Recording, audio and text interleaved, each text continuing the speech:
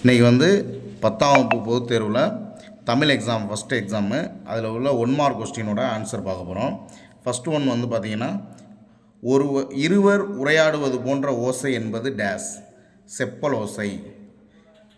அடுத்ததாக வந்து 2வது கொஸ்டின், ரவீந்திரநாத் தாகூர் டேஸ் மொழியில் எழுதிய கவிதை தொகுப்பான கீதாஞ்சலியை டேஸ் மொழியில் மொழிபெயர்த்த பிறகுதான் அவருக்கு நோபல் பரிசு கிடைத்தது.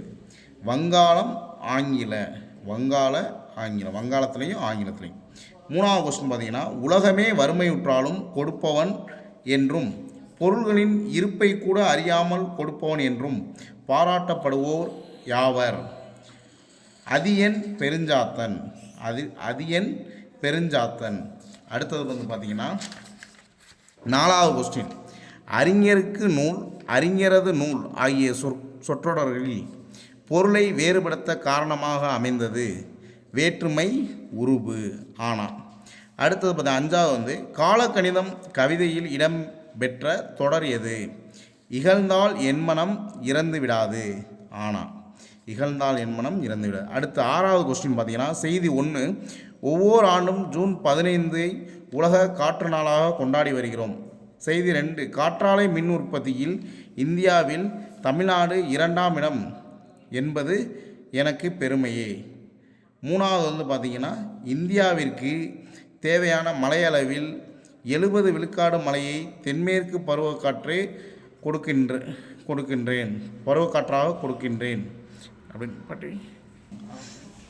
இதில் வந்து நம்மளுக்கு ஆன்சர் வந்து பார்த்திங்கன்னா ஆப்ஷன் இ, செய்தி 1, 3 சரி. அடுத்து 7th கொஸ்டின், கொளுத்தும் வெயில் சட்டென தணிந்தது, வானம் இருண்டது, வாடை காற்று வீசியது, பொருத்தமான தலைப்பை.